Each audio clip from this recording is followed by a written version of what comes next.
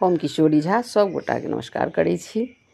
आई हम एक बहुत सुंदर नचारी लऽ के आयल छी जे उगना जहन एलखिन हैं विद्यापति के ओहिठाम तऽ की भेलनि हैं और केना उगना के परिचय भेलनि हैं और की करऽ एलखिन हैं ओ हम सुनाबऽ जा रहल छी। सुनू, बड्ड नीक लागत तऽ सुने जाओ।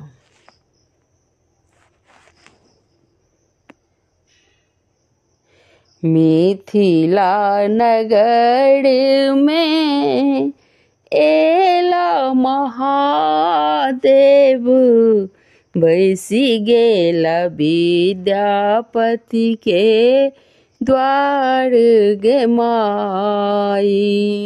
मिथिला नगरिया में एला महादेव, बैसी गेला विद्यापति के द्वार गे माई।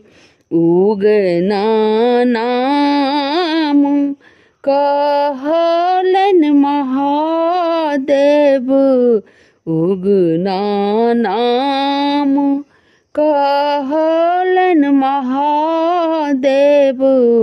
कहल करब घर काज गे माई, कहल करब घर काज गे माई।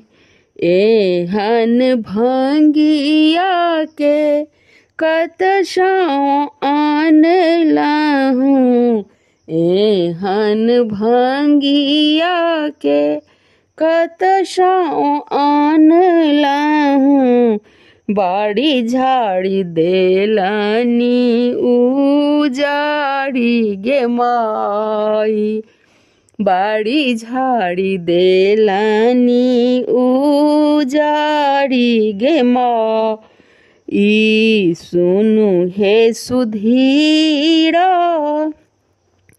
किछु जुनि कहबानी, सुनु हे सुधीरा किछु जुनि कहबानी। उगना नाम अपार गे माई, उगना नाम अपार गे माई। रूप भयंकर विद्यापति देखल, रूप भयंकर विद्यापति देखल। शंकर जटा बिकराल गे माई, शंकर जटा बिकराल गे माई। सुनु हे विद्यापति जुनिया बाजब, सुनु हे विद्यापति जुनिया बाजब। ताहि दिन जाए पड़ाई गे माई, ताहि दिन जाए पड़ाई गे माई।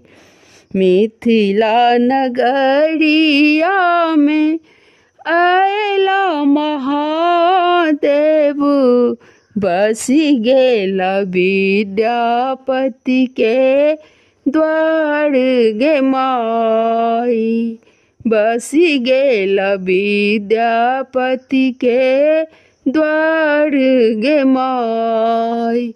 धन्यवाद। यदि नीक लागि जाए तो हमर चैनल के जरूर सब्सक्राइब, लाइक्स और घंटी के दबा देबै जे हम जे किछु देबै से अहाँ लग चलि जायत।